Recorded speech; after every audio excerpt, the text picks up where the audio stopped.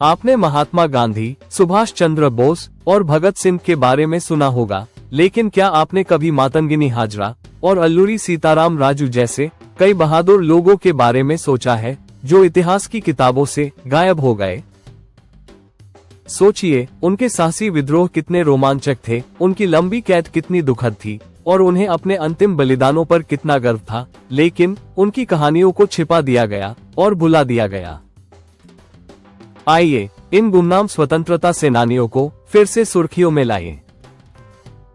मेरे साथ इस यात्रा में शामिल हों उन छिपे हुए बहादुर का जश्न मनाने के लिए, जिन्होंने वास्तव में भारत की स्वतंत्रता के रास्ता को आकार दिया। यदि आप अभी हमसे जुड़ रहे हैं, तो सब्सक्राइब बटन पर टैप करना न भूलें। ब्रिटिश खुफिया एजेंसियों ने क्रांति कर रहे लोगों के बारे में किसी भी कहानी को मिटाने के लिए कड़ी मेहनत की। स्वतंत्रता के बाद इतिहास की पुस्तकों में ज्यादातर गांधी और नेहरू जैसे प्रसिद्ध लोगों के बारे में बात की गई, स्थानिक नेताओं को छोड़ दिया गया जो अपने इलाकों में लड़ रहे थे। औपनिवेशिक अभिलेखागार ने स्थानिक क्रांतिकारों को अशांति कहा, जिसके कारण प्रेस को उन पर अधिक कवरेज देने से रोका गया। इस कारण बाद की पीढ़ियों ने स्वतंत्रता आंदोलन के बारे में संकुचित नजरिया अपनाया, कुछ प्रसिद्ध लोगों पर ध्यान केंद्रित किया और उन लोगों को नजरअंदाज कर दिया जिन्होंने पार्श्वभूमि में अपने जीवन का बलिदान दिया। अल्लूरी सीताराम राजू, पूर्वी घाट के मनियम वीरुडू, फिल्म RRR के बारे में चर्चा से बहुत पहले जंगल में एक वास्तविक गुरिल्ला था जो मद्रास वन अधिनियम के खिलाफ लड़ रहा था, जिसने आदिवासियों से पोडू खेती छीन ली थी। 1922 से 1924 तक पुलिस चौकियों पर राजू के हमलों ने आंध्र की पहाड़ियों में सचमुच हलचल मचा दी थी। कहानी ये है कि उसने जब्त राइफलों की सूची देते हुए DIT IOU नोट छोड़े थे, जो इस बात का प्रमाण है कि दक्षिण में स्वाभिमान कोई नई बात नहीं है। अगस्त 1922 में राजू ने 500 आदिवासियों का नेतृत्व करते हुए चिंतापल्ले, कृष्णदेवीपेटा और राजावमगी के पुलिस थानों पर हमला किया। उन्होंने सिर्फ 72 घंटों में 2500 राउंड गोलियां चलाई।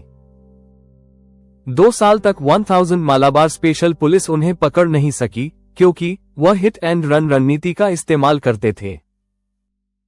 अंततः उसे पकड़ लिया गया और बिना किसी मुकदमे के गोली मार दी गई, लेकिन मनियम वीरुडू, जंगल का नायक के बारे में गीत आज भी आंध्र के गांवों में गाए जाते हैं।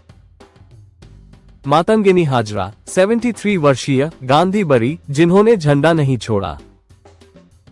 मातंगिनी ने 1930 में नमक सत्याग्रह के दौरान अपनी सक्रियता शुरू की।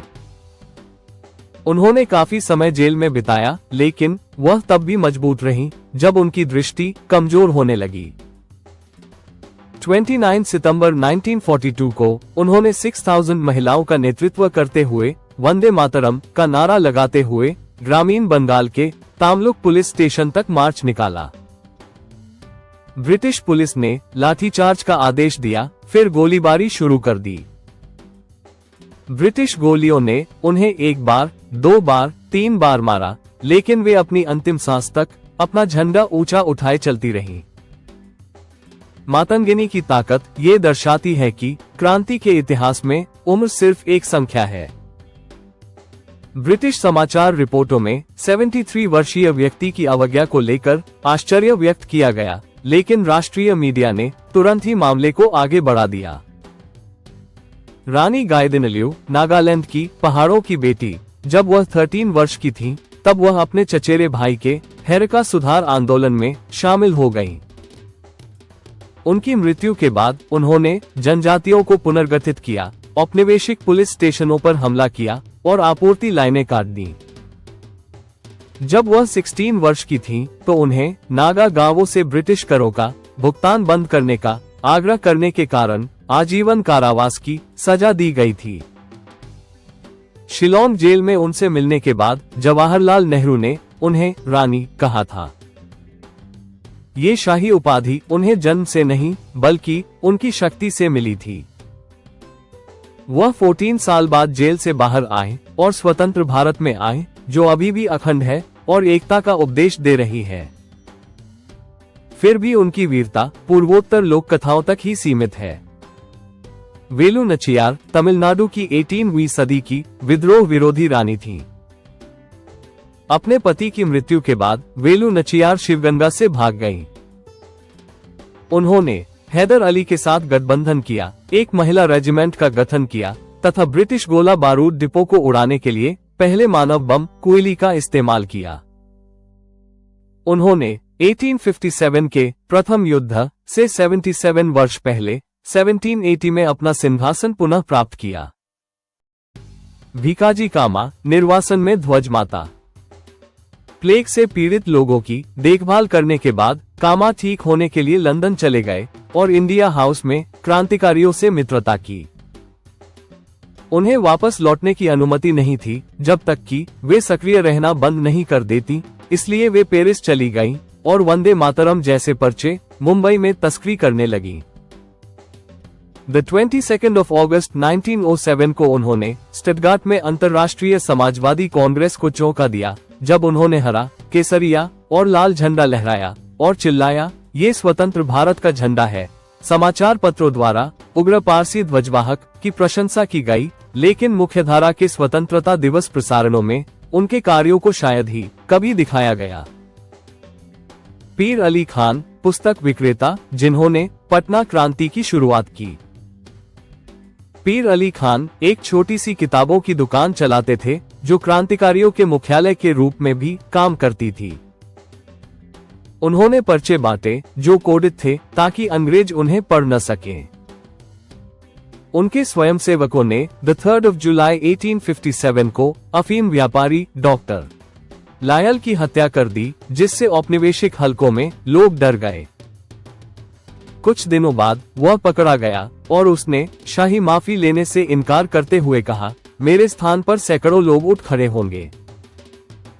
उनकी सार्वजनिक फांसी पूरे बिहार में एक नारा बन गई, लेकिन आधुनिक स्कूली किताबों में उनका जिक्र तक नहीं मिलता। बिरसा मुंडा उलेगोलान महान उत्पात की शुरुआत। झारखंड के जंगलों में भूमि कब्जा और जबरदस्ती मजदूरी से लोग नाराज हो गए।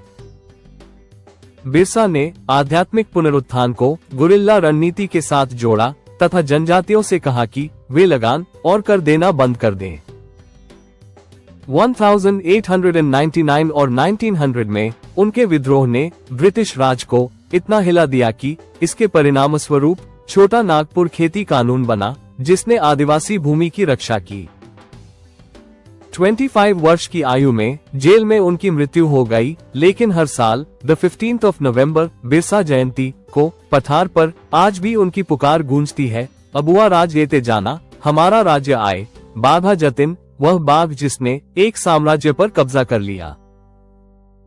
लोग जतिंद्रनाथ मुखर्जी को बहादुर कहते थे क्योंकि उन्होंने एक बंगाल टाइगर को खंजर से मार डाला था। युगांतर पार्टी के प्रमुख के रूप में उन्होंने 1915 के जर्मन षड्यंत्र की योजना बनाई, जिसमें पूरे भारत में विद्रोह शुरू करने के लिए सबमरीन द्वारा हथियार भेजना शामिल था। वे बालासोर के निकट फंस गए और एक दिन तक बंदूक की लड़ाई लड़ते रहे तथा 10 सितंबर 1915 को अपने जख्म के कारण उनकी मृत्यु हो गई। ब्रिटिश फाइलों ने उन्हें सुपरमैन कहा, लेकिन बाद में उग्रवादी प्रतीक उनसे अधिक प्रसिद्ध थे। ये कहानियां वास्तव में हमें भारत की स्वतंत्रता की लड़ाई के सबसे महत्वपूर्ण व्यक्तियों और पहलुओं को समझने में मदद करती है। आइए इन योद्धाओं की कहानियों को जीवित रखें और उन्हें सम्मान देने के लिए दूसरों को बताएं। हम उनकी कहानियों को अपने पाठों में शामिल करके स्थानीय स्मारकों के माध्यम से उनके बलिदानों का सम्मान करके तथा क्षेत्रीय इतिहास को साझा करके उनकी विरासत को जीवित रख सकते हैं। वास्तविक कृतज्ञता न केवल प्रसिद्ध नेताओं को याद करने से आती है, बल्कि उन लोगों को भी याद करने से आती है जिन्होंने पृष्ठभूमि में लड़ाई लड़ी। इस वीडियो को उन शूरवीर को सम्मान देने के लिए शेयर करें जिन्हें भुला दिया गया है। प्रत्येक क्लिक और कमेंट उनकी याद को जीवित रखने में मदद करती है। अगर आपको वीडियो पसंद आया तो लाइक, फॉलो और हाइप करें। मिलते हैं अगले वीडियो में। वीडियो देखने के लिए धन्यवाद।